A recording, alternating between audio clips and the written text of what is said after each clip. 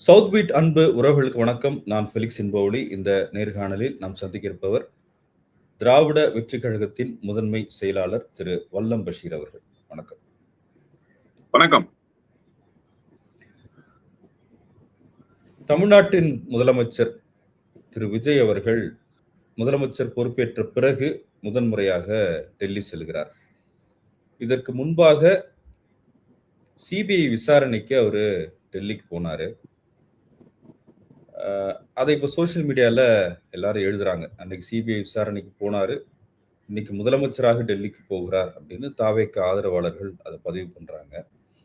இன்னொரு பக்கம் 2014 தேர்தல் பிரச்சாரத்துல தமிழ்நாட்டுக்கு நரேந்திர மோடி வந்திருந்தாரு. அப்ப அவர் பிரதமர் ஆகல, பிரதமர் வேட்பாளராக முன்னிறுத்தப்பட்டார். அப்ப நடிகராக இருந்த விஜய் அந்த சமயத்துல சந்திச்சார். அதையும் கூட ஒப்பிடுறாங்க. அன்று ஒருவர் முதலமைச்சராக இருந்தார், இன்னொருவர் நடிகராக இருந்தார். இன்று அவர் பிரதமராக இருக்கிறார், இவர் முதலமைச்சராக இருக்கிறார் அப்படின்லாம் சொல்றாங்க. இந்த டெல்லி சந்திப்பை எப்படி பாக்குறீங்க? டெல்லி சந்திப்பு ஒரு சம்பிரதாய சந்திப்பாக 10 நிமிடத்துக்குள் நடந்து முடிந்திருக்கிறது. மாநில நலன் சார்ந்து 30 நிமிடங்கள் போனதுன்னு சொல்றாங்க. இல்ல, இப்போ உங்க நேர்காணலுக்கு வருவதற்கு முன்பாக நான் பிரதான ஊடகம் ஒன்றினுடைய செய்தியை பார்த்தேன். 10 நிமிடங்கள் சந்திப்பு நடந்ததாக அந்த பிரதான ஊடகத்தில் சொல்கிறார்கள். 30 நிமிடம் என்று எந்த ஊடகத்தில் சொன்னார்கள் என்று நீங்கள் எடுத்துக்கொள்கிறீர்களோ, நான் பார்த்த ஊடகத்தில் 10 நிமிடம் என்று சொன்னதாக எடுத்துக்கொள்கிறேன். சரி, இப்ப நிமிடமே பிரச்சனை இல்லை. 2 மணி நேரம் சந்தித்தார் விஜய். அப்படி வச்சுக்கொள்வோமே. ஏன் அந்த சண்டைக்குள்ள போகணும்? அரை மணி நேரமா 10 நிமிஷமா? அந்த சண்டை வேண்டாம். 2 மணி நேரம் விஜய் சந்திச்சார். நிதானமாக பேசினார். என்ன பேசினார்? இந்த சந்திப்பு சம்பிரதாய சந்திப்பு தானே. நான் முதலமைச்சராக பொறுப்பேற்றுக் கொண்டேன், நீங்கள் சொல்வதை நான் செய்து கொடுத்து விடுகிறேன் என்கிற உத்தரவாதத்தை தருவதற்காக விஜய் போயிருக்கிறார் என்றுதான் நான் புரிந்து கொள்கிறேன். இப்ப மாநிலத்தில் இருக்கக்கூடிய பிரச்சனை என்ன, அது குறித்து என்ன பேச போகிறார் விஜய்? விஜய்க்கு முதல்ல என்ன பிரச்சனை இருக்குன்னு தெரியுமா? எதை போய் பிரதமர்கிட்ட சொல்லணும்னு தெரியுமா? அதுக்கு ஏதாவது ஒரு டிராஃப்ட் இருக்கா? மாநில உரிமைகள் சார்ந்துதான் அவர் கோரிக்கைகளை முன் வச்சிருக்கிறார் அப்படின்னு செய்தியில் வருது. அவர் என்ன சொல்லியிருக்கான்றது இன்னும் கொஞ்ச நேரத்துல வெளியே வரலாம். சரி, இன்னும் கொஞ்ச நேரத்துல வரட்டும். இப்ப வரைக்கும் எனக்கு தெரியாது அவர் என்ன பேசியிருக்காருன்னு சொல்லி. அவர் பேசி இருக்கிறத வச்சுதான் நாம இங்க என்ன அவர் பேசியிருப்பாரு அப்படிங்கிற முடிவுக்கு வர முடியும். அதுக்கு முன்பு விஜய் சந்திப்புக்கு முன்னாடி பேசப்பட்ட செய்தியாக நீங்க சொன்னீங்கல்ல, 2014 இங்க வந்தாரு, அதுக்கப்புறம் 2024 இங்க கட்சி தொடங்கினாரு, இவரு டெல்லிக்கு போனாரு, ஒரு பெரிய செய்தி எல்லாம் சொன்னீங்க இல்லையா? இப்ப நீங்க கேட்க வந்த கேள்வியில நான் என்ன புரிஞ்சுக்கிறேன் அப்படின்னா, 2014 இங்க வந்தார் மோடி, அப்ப அவர் முதலமைச்சர், விஜய சந்திச்சாரு. 2025 இவர் போனாரு, அப்போ சிபிஐக்கு போனாரு, இப்போ இவர் முதலமைச்சர் ஆயிட்டாரு. அப்படின்னா உங்களுடைய கேள்வியை நான் கோர்த்து பார்த்து என்ன புரிஞ்சுக்கிறேன் அப்படின்னா, அன்றைக்கு முதலமைச்சராக இருந்தவர் இன்றைக்கு பிரதமர் ஆயிட்டார். இன்றைக்கு முதலமைச்சராக இருப்பவர் நாளைக்கு பிரதமர் ஆவாரா அப்படிங்கிற அந்த ஆங்கிள்குள்ள நீங்க கேட்குறீங்கன்னு நான் புரிஞ்சுக்கிறேன். உங்களுடைய கேள்வி வேறாக இருக்கலாம். என்னுடைய புரிதல் அப்படி. நீங்க எப்படி புரிஞ்சுக்கிட்டாலும் எதுவும் நடக்க முடியாதுன்னு நீங்க சொல்ல முடியாது. இல்ல, நான் நடக்காதுன்னு சொல்லவே இல்லையே. அவசியம் நடக்கணும்னு தான் சொல்றேன். அவசியம் நடக்கணும்ன்றேன். விஜய் பிரதமர் ஆயிரணும், அதான் என்னுடைய ஆசையுமே கூட. ஏன்னா விஜய் பிரதமர் ஆனாதான் தொடர்ச்சியாக பொம்மை பிரதமர்களையே இந்தியா சந்திச்சுக்கிட்டு வருதுங்கிற அந்த சரித்திரத்தில் அவரும் இடம்பெற முடியும்ன்ற. மோடியும் விஜயும் சந்திச்சதுல ஒரு ஒற்றுமையை தவிர வேற ஒண்ணுத்தையும் நான் புரிஞ்சுக்கல சார். நானும் பிரஸ் மீட் பண்ண மாட்டேன், நீயும் பிரஸ் மீட் பண்ணாத. எனக்கும் எதுவும் தெரியாது, உனக்கும் எதுவும் தெரியாது. நீனும் இந்த நாட்டுக்காக சிந்திக்க மாட்டேன், செயல்பட மாட்டேன். நானும் இந்த நாட்டுக்காக சிந்திக்க மாட்டேன், செயல்பட மாட்டேன். நம்ம 2 பேரும் ஒரே லைன்ல ஒரே போட்ல டிராவல் பண்ணக்கூடிய 2 சைலர்ஸ். நமக்கு வேற எதுவும் பெரிய வித்தியாசம் இல்லைன்னு 2 பேரும் பேசிக்கிட்டதாகத்தான் நான் புரிஞ்சுக்கிறேன். இப்ப ஒரு முதலமைச்சர் போறாரு இல்லையா, ஒரு பெரிய ஃபயர் இருக்கணும்ல தமிழ்நாட்டுக்குள்ள. முதலமைச்சர் டெல்லி பயணம் மேற்கொள்கிறார், என்னென்ன பேசப்பட போகிறது, அந்த பரபரப்பு இருக்கும்ல சார். நீங்க ஜெயலலிதா அம்மையார் காலத்துல இருந்து எடுத்துக்கங்க. நான் ரொம்ப பழசாலாம் போக விரும்பல. 2011 ஜெயலலிதா அம்மையார் அதிகாரத்துக்கு வந்ததுல இருந்து ஜெயலலிதா அம்மையார் டெல்லி போறாங்க, கவுன்சில் கூட்டங்கள்ல பங்கேற்க போறாங்க அப்படின்னா அந்த செய்தி வந்து தமிழ்நாட்டுக்குள்ள அப்படியே தீயா இருக்கும். அங்க இல்ல போய் அந்த நீங்க கூட்டத்தை பாய்காட் பண்ணிட்டு வர்றாங்க செல்வி அப்படின்னா, ஜெயலலிதா அவர்கள் தலைமைச் செயல் இல்ல செல்வி ஜெயலலிதா அவர்கள் தலைமைச் செயலகம் போனாலே செய்தி தான். அவங்க டெல்லி போறாங்கன்னா அது பெரிய செய்தி தானே! இல்ல நீங்க ரொம்ப இலகுவா ஜெயலலிதா அம்மையார் வந்து லெஃப்ட் ஹேண்ட்ல டீல் பண்ணி முடிச்சிடலாம்னு நினைக்கிறீங்க. நான் இல்ல, அப்படி இல்ல. நினைக்கல. இல்ல சார், இல்ல நான் சொல்றேன் கேளுங்க. அவர்களுக்கென்று ஒரு அரசியல் பயணம் இருந்தது. அவர்களுக்கென்று மக்களுக்கு பணியாற்ற வேண்டும் என்கிற அந்த ஒரு கோட்பாடு இருந்தது. அந்த கோட்பாட்டுக்குள்ள கூட விஜய் வரலன்னு சொல்றேன்.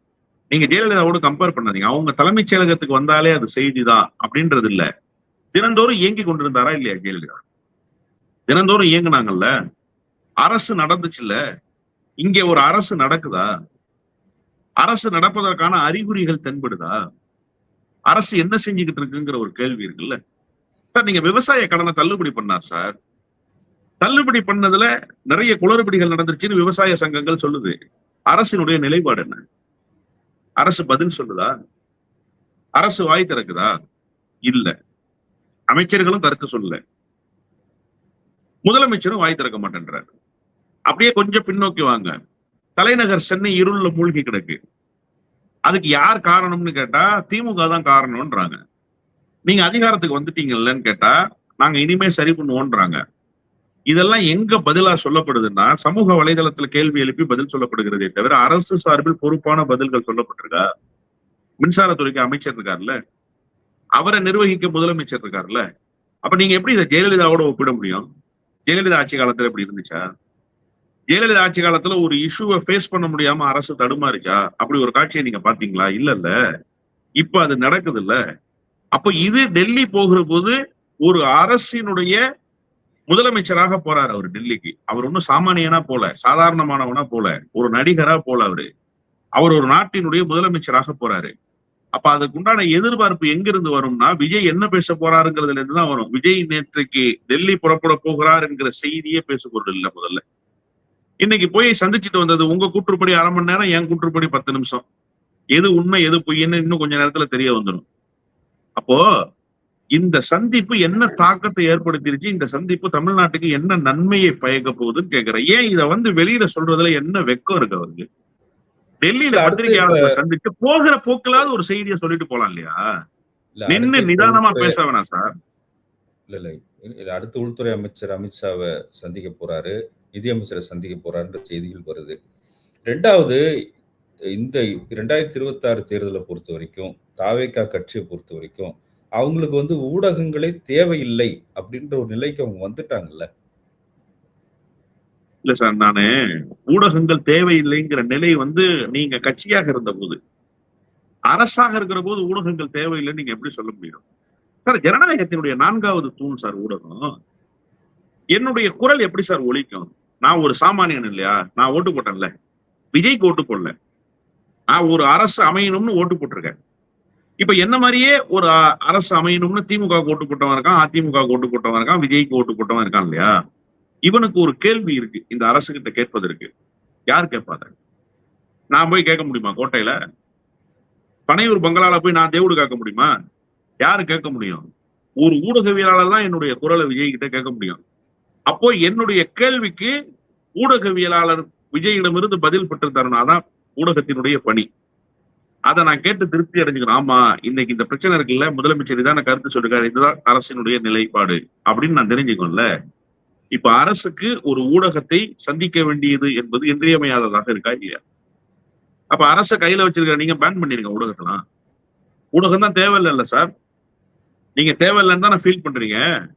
ஊடகங்களை பூரா பேன் பண்ணிருங்க. எதுக்கு பிளாஷ் நியூஸ் போட்டுட்டு டெய்லி பிபி எகிர வச்சுக்கிட்டு இசக்கி சுப்பையா எங்க போனாரு, சி.வி. சண்முகம் எங்க போனாரு, ஆதவர்ஜுனா என்ன பேசினாரு, செங்கோட்டையன் என்ன பேசினாரு, எதுக்கு? இல்ல அதான் நான் கேட்க ஊடகங்கள் வந்தேன்.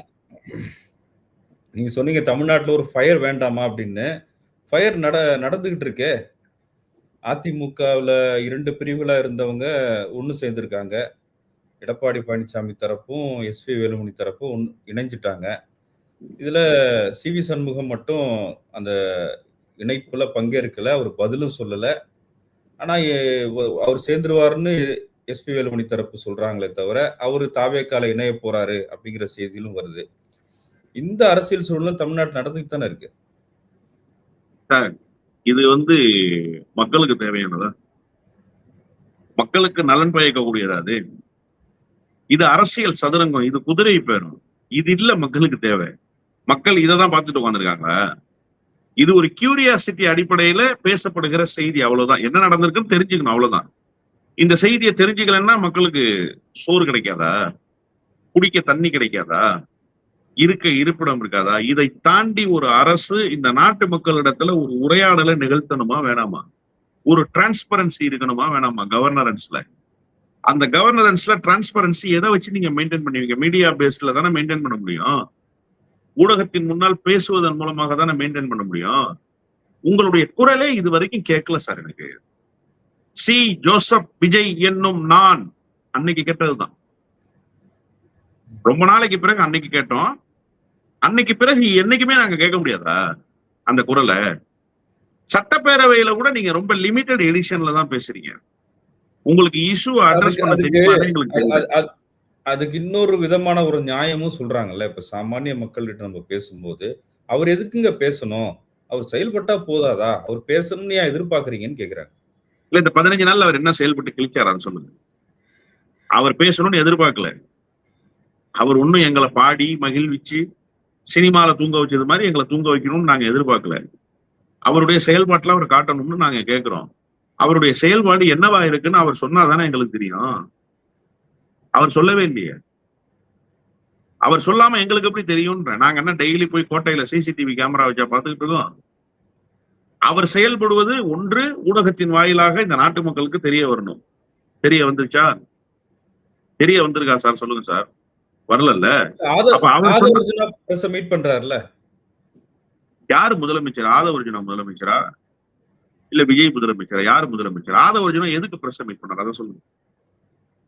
பாலியல் அமைச்சர் குற்ற தொடர்பு இல்ல சார், பாலியல் குற்றம் தொடர்பான பிரச்சனை நடந்தது இல்ல 4 நாளைக்கு முன்னாடி? ஆதவர்ஜுனாவோட ஸ்டேட்மெண்ட் என்னால இப்போ ஒரு குதிரை பேரம் நடந்திருக்குன்னு நீங்க சொன்னீங்கல்ல. அதாவது இந்த இசக்கி சுப்பையா போறாரு, இதெல்லாம் செய்தி பேசு பொருளாகுது, ஒரு ஃபயர் ஆகுது இல்ல அப்படின்னீங்கல்ல. இதுக்கு பேரு குதிரை பேரம்னு எங்களை போன்ற ஜனநாயகத்தை நேசிக்கக்கூடியவர்கள் சொல்றோம். இதுக்கு ஆதவர்ஜுனாவுடைய பதில் என்ன? குரல் என்ன? இந்த டெல்லி பயணம் எதுக்குன்னு நான் கேள்வி கேட்கிறேன். உங்க முன்னால இன்னைக்கு உட்கார்ந்து நான் சவுத் பீட்ல கேட்கிறேன். எதுக்கு இந்த டெல்லி பயணம்? எனக்கு புரியவே இல்லை டெல்லி பயணம் எதுக்குன்னு. முதலமைச்சராக பொறுப்பேற்ற போது முன்னாள் முதல்வர் மு.க. ஸ்டாலினும் போனாரு. துணை முதலமைச்சராக பதவியேற்றுட்டு திரு உதயநிதி ஸ்டாலினும் போனாரு. இப்ப முதலமைச்சராக விஜய் போயிருக்காரு. மரியாதை நிமித்தமான சந்திப்பு தானே, வேற ஒண்ணுமே இல்ல.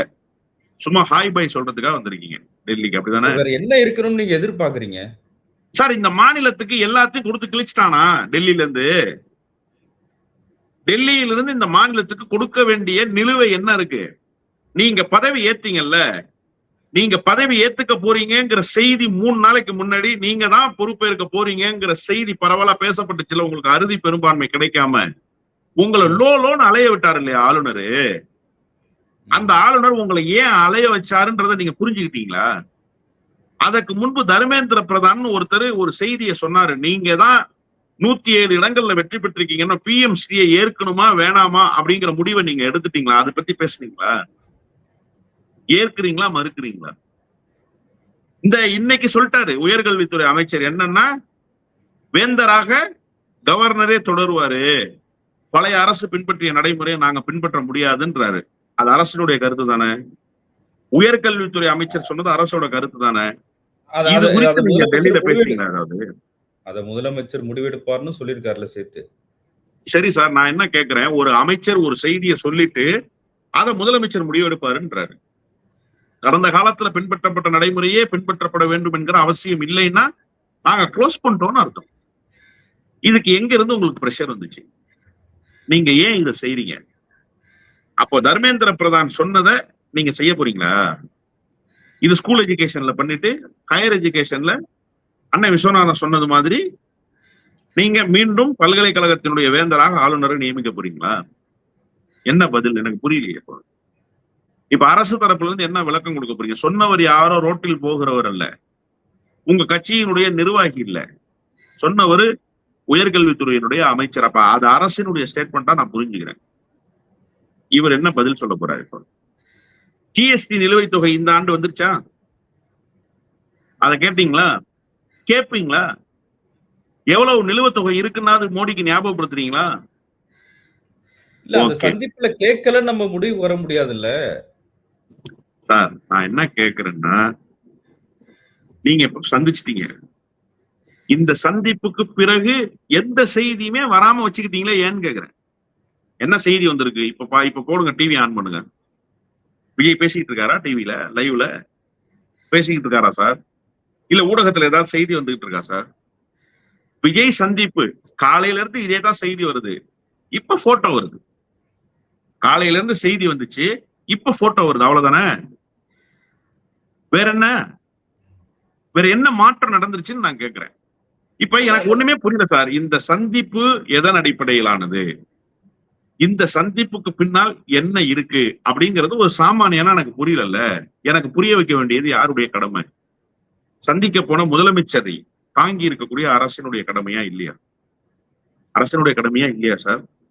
அப்ப அந்த அரசு செய்யணுமா வேணாமா? ஏன் செய்யலன்னு கேட்கிறேன் நான். அப்போ ஒரு புரியாத புதிராகவே இருக்கு சார். இது ஒரு மாடல் அரசாவே இருக்கு. இது ஒரு பொம்மை அரசாங்கமாகவே இருக்கு. இது செயல்பாட்டுக்கு இன்னும் வரல. இது எப்ப செயல்பாட்டுக்கு வரும்னு கேட்கிறேன் நான். இல்ல கொஞ்சம் செயல்பாட்டுக்கு வந்துருச்சுன்னா அந்த செயல்பாட்டுக்கு வந்ததினுடைய விளைவு என்ன? என்ன செயல்பாட்டுக்கு வந்திருக்கு?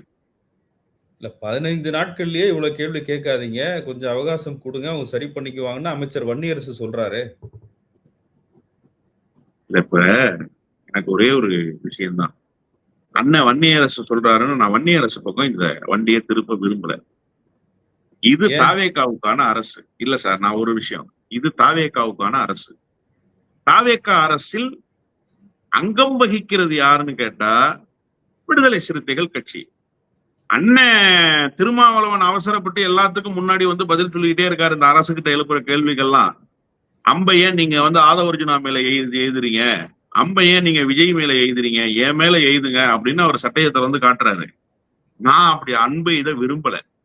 இந்த கேள்வி நேரடியாக அரசுக்கான கேள்வி, அரசை வழிநடத்துகிற தாவேகாவுக்கான கேள்வி. அவகாசம் கொடுங்கன்னு அவங்க சொல்லட்டும். ஏன் அண்ணன் வன்னியரசு அவகாசம் கேட்கிறாருன்ற உங்களுக்கு என்ன வேலை? நீங்க இப்பதானே போனீங்க, 4 நாள் தானே ஆச்சு. உங்களை யாரும் கேள்வி கேட்கலையே.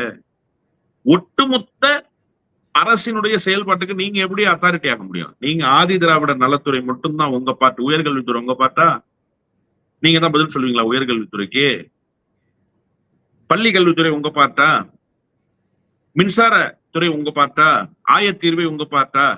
உங்க பாட்டுனவோ அதுக்கு நீங்க வேலை செய்யுங்க. எக்ஸ்ட்ரா ஓவர் டயத்துல அண்ணன் வேலை செய்ய வேணாம். நான் அதை அண்ணன்ட்ட வேண்டி விரும்பி கேட்டுக்கிறேன். அண்ணனோட வேலை இது இல்லை. அதனால நான் அந்த பக்கம் திரும்ப விரும்பல.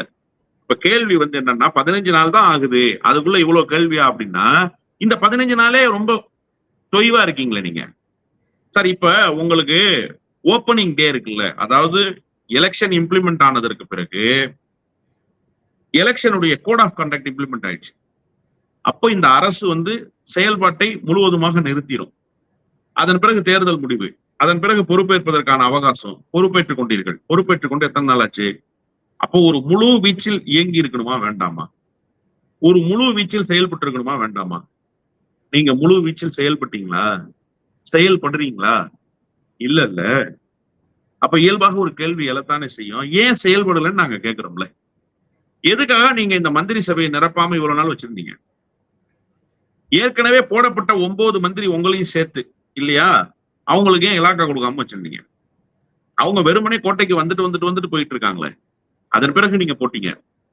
மந்திரி சபை அமைக்கிறதுக்கே இத்தனை நாள் அவகாசம் யாருக்காக நீங்க வெயிட் பண்ணீங்கன்னு தெரியும். அதிமுகவுடைய ஒரு பார்ட் வந்துரும் நீங்க வெயிட் பண்ணீங்க. அதுக்கப்புறம் கட்சி தாவல் தடை சட்டம் அதை வந்து தடுத்து நிறுத்திடும்னு பிறகு அதுக்கப்புறமா நீங்க ஒரு முடிவுக்கு வந்தீங்க. அது வரைக்கும் நீங்க வெயிட் பண்ணீங்க. நீங்க ரொம்ப யோக்கியமான தூய சக்தி எல்லாம் கிடையாது. நீங்க வெயிட் பண்ணிட்டு இருந்தீங்க. அந்த வெயிட்டிங் பீரியட்ன்றது அதிமுகவினுடைய ஒரு பார்ட்டுக்கான வெயிட்டிங் பீரியட். நான் அப்படிதான் புரிஞ்சுக்கிறாரு. அதுதான் உண்மையும் கூட. அப்போ இது எல்லாமே ஒரு பக்கம் நடந்துகிட்டு இருக்கும்போது பேரலா கவர்னன்ஸ் ரன் ஆகணுமா வேணாமா? அரசு இயங்கணுமா வேணாமா? அரசு இயங்குச்சான்னு நான் கேட்கிறேன். இயங்குனா ஏன் இவ்வளவு பெரிய தொய்வு வந்துச்சு? இவ்வளவு பெரிய தொய்வு வந்ததுக்கான காரணம் என்ன? அப்ப அரசினுடைய கையாலாகாதனமா? நான் அந்த விமர்சனத்துல போகல. நான் என்ன புரிஞ்சுக்கிறேன்னா இந்த அரசு செயல்படாமல் இருந்ததனுடைய விளைவு தான் இவ்வளவு பெரிய தொய்வு காரணம். இன்னைக்கு டெல்லி போறாரு. எல்லாமும் சம்பிரதாயமாகவே நடக்குது. எவ்ரிதிங் ஃபார் ஃபார்மாலிட்டிஸ் தான். அப்போ டெமோக்ரஸிக்குள்ள, பியூரோகிரஸிக்குள்ள, கவர்னன்ஸ்க்குள்ள ஒரு டிசிப்ளின் இல்ல, ஒரு பொறுப்புணர்வு இல்ல, டியூட்டியே இல்ல உங்ககிட்ட. அப்ப நீங்க டியூட்டி, ரெஸ்பான்சிபிலிட்டிஸ் இது எதுவுமே எடுத்துக்காம எல்லாத்தையும் கர்டசி அடிப்படையிலேயே போயிட்டே இருக்கீங்க. நீங்க பொறுப்பேத்தாச்சு, கோட்டைக்கு வந்தாச்சு, எல்என்டியுடைய சேர்மனை சந்திச்சாச்சு, அப்போலோவோட சேர்மனை சந்திச்சாச்சு, திரும்ப அமைச்சர்களை கொண்டு போய் நாற்காலியில உட்கார வச்சாச்சு, எல்லா அமைச்சரவைக்கும் ஆட்களை போட்டாச்சு, டெல்லிக்கு போயாச்சு, முடிஞ்சிச்சு. அவ்வளவுதான். அடுத்து என்ன? பனையூருக்கு போய் ஓய்வு எடுக்கிறது மட்டும்தான் பாக்கி. இதை தாண்டி வேற என்ன இருக்கு சொல்லுங்க, நான் கேட்டுக்கிறேன். இப்ப இன்னொரு விஷயம், கேரளாவில் வந்து முன்னாள் முதலமைச்சர் பினராயி விஜயன் அவர் வீட்டில் வந்து அமலாக்கத்துறை சோதனை நடத்தியிருக்கிறாங்க. இதை வந்து திமுக தலைவர் திரு மு.க. ஸ்டாலின் கண்டிச்சிருக்கிறாரு. ராகுல் காந்தி ரொம்ப சந்தோஷப்படுவாரு அப்படின்னு பினராயி விஜயன் சொல்லியிருக்காரு. அந்த கருத்தை எப்படி எடுத்துக்கிறது? இல்ல, ராகுல் காந்தியினுடைய பேச்சு தான் இந்த கருத்துக்கான பிரதான காரணம். ஒரு 8 மாசத்துக்கு முன்னாடி ராகுல் காந்தி கேட்டாரு, அரவிந்த் கெஜ்ரிவாலுக்கு இடி வருது, அதே போல ஹேமந்த் சோரனுக்கு இடி வருது, மம்தா பானர்ஜியுடைய பேர் அவர் சொல்லல. ஏன்னா மம்தா பானர்ஜியோட இவர் பெரிய டால் லீடர் இல்ல ராகுல் காந்தி, அதனால மம்தா பானர்ஜி பேர் அவர் சொல்ல மாட்டார். இன்ன பிற தலைவர்களுக்கு வருது, ஆனா ஏன் கேரளாவினுடைய முதலமைச்சருக்கு வரலன்னு அவர் கேட்டார். இந்த கேள்வி நியாயமா? இந்த கேள்வி நியாயமான்னு நான் கேட்கிறேன். ஏன் அரவிந்த் கெஜ்ரிவாலுக்கு இடி வந்துச்சுன்னு தெரியாதா? நாங்க கேட்கலாம்ல. ஏன் மஹுவா மைத்ராவை சஸ்பெண்ட் பண்ணல? ஏன் பிரியங்கா காந்தியை சஸ்பெண்ட் பண்ணல? ஏன் அவங்களுடைய பதவியெல்லாம் உடனடியாக காலியா இருக்குன்னு அறிவிக்கப்படல? அவங்களெல்லாம் ஏன் நாடாளுமன்றத்திலிருந்து தூக்கி வெளியேற்றல? ராகுல் காந்தியை மட்டும் ஏன் வெளியேற்றினாங்க அப்படின்னு நாங்க கேட்கலாமா? நாங்க அப்படி கேட்கல. வயநாடு தொகுதியை ஏன்டா இவ்வளவு சீக்கிரமா காலியா இருக்குன்னு அறிவிச்சீங்க, இதுக்கு பின்னால் இருக்கிற சூழ்ச்சம்னா மீண்டும் கொண்டு வாங்க ராகுல் காந்தின்னு நாங்க பேசணும் இல்லையா? நாங்க ஜனநாயகவாதிகள். நீங்க என்ன பண்றீங்கன்னா ஆள்காட்டி வேலை செய்றீங்க. ஏன் பினராயி விஜயனை இன்னும் விட்டு வச்சிருக்க, புடி விடாத அப்படின்னு சொல்லி ஆள்காட்டி வேலையை நீங்க செஞ்சீங்க 6 மாசத்துக்கு முன்னாடி. அதுதான் இன்னைக்கு இந்த கருத்துக்கான காரணம். இன்னைக்கு உங்க ஆசை நிறைவேறிடுச்சுல்ல, அமலாக்கத்துறை வந்துருச்சுல்ல. இப்ப அமலாக்கத்துறை என்ன செய்ய போகுதுன்னு பொறுத்து இருந்து பார்ப்போம். இது வரைக்கும் ஹேமந்த் சோரனை என்ன செஞ்சு கிழிச்சிச்சது? அரவிந்த் கெஜ்ரிவால என்ன செஞ்சு கிழிச்சிச்சது? செந்தில் பாலாஜி என்ன செஞ்சு கிழிச்சிச்சது? இந்த கிழிச்சல் எல்லாம் நாங்க பார்த்துட்டோம்ல, அதே மாதிரியே இப்ப நாங்க பாக்குறோம் அப்படின்றதுதான் இன்னைக்கு அண்ணன் மு.க. ஸ்டாலின் அவர்களுடைய அறிக்கை வெளியிட்டு இருக்கிற செய்தின்னு தான் நான் புரிஞ்சுக்கிறேன். அததான் இன்னைக்கு அந்த கருத்தாக கருத்துருவாக்கமாக மாறி இருக்கு. ராகுல் காந்தி பேசியதனுடைய விளைவு தான் இந்த கருத்தை தவிர இது ஒன்றும் இயல்பாக எழுந்த கருத்து இல்ல, இது வந்து ராகுலை குறிவைத்து சொல்லப்பட்ட கருத்து இல்ல அப்படிலாம் சொல்ல. ராகுலை குறிவைத்து சொல்லப்பட்ட கருத்து தான். அதுக்கு காரணம் ராகுல் காந்தி தான். ஒருத்தரை பார்த்து இவருக்கு ஏன் இடி ரைடு வரலன்னு கேட்டாரு. அது எங்களுக்கு சந்தேகமா இருக்குன்னாரு. இன்னைக்கு இடி ரைடு வந்துருச்சு, உங்க சந்தேகம் தீர்ந்துச்சு, நீங்க மகிழ்ச்சி அடைஞ்சிருக்கீங்க, அவ்வளவுதான். அததான் அவர் சொல்லியிருக்காரு. ராகுல் காந்தி மேல ரொம்ப காட்டமான விமர்சனங்களை முன்வைக்கிறீங்க. இப்ப நாளைக்கு முதலமைச்சர் விஜய் சோனியா காந்தி ராகுல் காந்தியும் சந்திக்க இருக்கிறாரு. அந்த சந்திப்பை எப்படி பாக்குறீங்க? அப்புறம் கூட்டணி கட்சி இங்க வந்து ஆட்சியை கொண்டு செலுத்துவதற்கு முதலில் ஆதரவு கரம் நீட்டிய கட்சி இங்க வந்ததான் ஒரு பொன்னாடையை கூட போத்தல ராகுல் காந்திக்கு. இங்க வந்தப்ப ராகுல் காந்திய ஒரு மரியாதை நிமித்தமாக கூட பெருசா அவரை அட்ரஸ் பண்ணிக்கல. அவர் ஏதோ அனாதை போல உட்கார்ந்து இருந்தாரு அந்த மேடையில. வந்த அமைச்சர்களாவது இந்தியாவினுடைய எதிர்கட்சி தலைவர் sir, equal rights to PM of India. அவருக்கு என்ன அதிகாரங்கள் இருக்கோ, அவருக்கு என்ன புரோட்டோகால்ஸ் இருக்கோ, அதே புரோட்டோகால்ஸ் அவருக்கு இருக்கு. அவர் வந்து அந்த மேடையில உட்கார்ந்துருக்காரு ஸ்வேரிங் செரிமனில. அந்த செரிமனில ஓத் எடுத்துக்கொண்ட, உறுதிமொழி எடுத்துக்கொண்ட யாராவது ஒரு அமைச்சர் ராகுல் காந்திக்கு ஒரு மரியாதைக்காகவாவது வணக்கம் வைத்து அவரிடம் வாழ்த்து பெற்றார்களா? இல்ல. அப்போ ஒரு பெரிய அவமானத்தை இங்க வந்து ராகுல் காந்தி சந்திச்சாரு. நீண்ட நாட்களுக்கு பிறகு தமிழ்நாடு தலையில் வைத்து கொண்டாடிச்சு ராகுல் காந்தியை. ஆனா இப்ப செத்தவங்கையில வெத்தலைப்பாக்கு கொடுத்த மாதிரி ராகுல் வந்துட்டு போனாரு. ராகுல் வருகையும் எந்த விதமான தாக்கத்தையும் உருவாக்கல. ராகுல் வந்து விட்டு சென்றதற்கு பிறகும் அது அரசியலில் பேசு பொருளாகல. இப்ப ராகுல் காந்தியும் சோனியா காந்தியும் சந்திக்கிறதுக்கு போறாரு. கூட்டணிக்கு முதலில் வந்து எனக்கு முகம் தந்தவர்களுக்கு, முகவரி தந்தவர்களுக்கு நன்றி சொல்ல போகிறேன் என்றுதான் விஜயினுடைய நிலையிலிருந்து நான் புரிஞ்சுக்கிறேன். அதை தாண்டி பெரிய என்ன இந்த சந்திப்புல இந்தியா கூட்டணியை மீண்டும் வலுப்பெற செய்து மீண்டும் இந்தியாவில் பாரதிய ஜனதா கட்சிக்கு எதிரான ஒரு மிகப்பெரிய அணி திரட்டலை நானும் உங்களோடு செய்கிறேன்றதுக்காக அந்த சந்திப்பா? ஒண்ணும் கிடையாது. நீங்க ஆட்சிக்கு துணையா இருந்தீங்க, வழக்கம் போல துணையா இருங்க, நம்ம சந்திப்போம், ஓகே பை பாய் அப்படின்னு சொல்லிட்டு வர்றதுக்கான சந்திப்பு தான். அதை கடந்து இந்த சந்திப்புல வேற எந்த பெரிய பேச்சுவார்த்தையும் இருக்காது. வேற அரசியலை புரட்டி போடுகிற எந்த விதமான ஆலோசனைகளும் நடைபெறாது. அதற்குண்டான கேப்பபிலிட்டி விஜய் கிட்டையும் கிடையாது. அந்த வியூகத்தை வகுக்கக்கூடிய வல்லமை ராகுல் கிட்டையும் கிடையாது. இல்ல, ஆனா அடுத்தடுத்த கட்டங்கள்ல தேர்தல், உள்ளாட்சி தேர்தல்ல இருந்து எல்லா தேர்தலையும் காங்கிரஸ் தாவேக்காவோட தான் இணைந்திருப்போன்றதுல உறுதியா இருக்காங்க. இல்ல இருக்கட்டும். அதனால என்ன? அவங்க தான் நாடாளுமன்ற தேர்தல் வரைக்கும் ஒப்பந்தம் போட்டாச்சு. இந்த உள்ளாட்சி தேர்தல் வரைக்கும் அவங்க என்ன சொல்லியிருக்காங்க? நாடாளுமன்ற தேர்தலிலும் இந்த கூட்டணி தொடரும் இருக்காங்க. அந்த கூட்டணி தொடரணும் தான் நாங்களும் எதிர்பார்க்கிறோம். அந்த கூட்டணி தொடர வேண்டும் என்று தான் நாங்கள் எதிர்பார்க்கிறோம். அந்த கூட்டணி தொடரட்டும். ஆனா இந்த சந்திப்பு அந்த கூட்டணியை மேலும் வலுப்பெற செய்வதற்கான சந்திப்புன்னு நான் புரிஞ்சுக்கல. அதுக்குண்டான அவசியம் இப்ப இல்ல. ஆதரவு கொடுத்தாங்க, மினிஸ்ட்ரி கொடுத்தாச்சு. விஜயினுடைய நிலைப்பாடு முடிஞ்சிருச்சு. ஆதரவு கொடுத்தோம், மினிஸ்ட்ரி வாங்கிக்கிட்டோம். காங்கிரசினுடைய நிலைப்பாடு முடிஞ்சிருச்சு. இனிமே விஜய் செய்கிற எல்லா பாவங்களுக்கும் பாவ மூட்டைகளை காங்கிரசும் சேர்த்து சுமக்கணும். அவ்வளவுதான். இதுதான் விதி. அவர்களுக்கு இதுதான் விதிக்கப்பட்டிருக்கு. இதை கடந்து வேற என்ன செஞ்சிட முடியும்னு நீங்க நினைக்கிறீங்க? 2029 தேர்தலுக்காக வியூகம் வகுப்பதற்காக நாளைக்கு கூடுறாங்களா? மல்லிகார்ஜுன கார்கேவும் வந்து, KC வேணுகோபால் போன்றவர்கள் எல்லாம் வந்து, விஜய் ஆதவர்ஜுன் எல்லாம் சேர்ந்து, புஷியானந்த் எல்லாம் வச்சுக்கிட்டு தேசிய அரசியல்ல ஒரு பெரிய புரட்சியை நிகழ்த்துவதற்காக ஆலோசனையில ஈடுபட போறாங்களா? ஒண்ணும் கிடையாது. டெல்லி அரசியல்ல விஜய் 0 சார், மறந்துடாதீங்க நீங்க. there is no representation for Vijay இன் டெல்லி. அப்போ டெல்லியில விஜய் என்ன பண்ண முடியும்? சரி, இனிமே ஒரு வாய்ப்பு வருது சார், மாநிலங்களவை ஒண்ணு இருக்கு, அந்த ஒரு மாநிலங்களவை வச்சு, அந்த ஒரு மாநிலங்களவை காங்கிரஸுக்கு கேட்குது, அதை கொடுப்பீங்களா கொடுக்க மாட்டீங்களா? அதை காங்கிரஸ் கொடுத்துட்டா எகைன் 0. 2029 தேர்தல் வரைக்கும் 0, வாய்ப்பு இல்ல.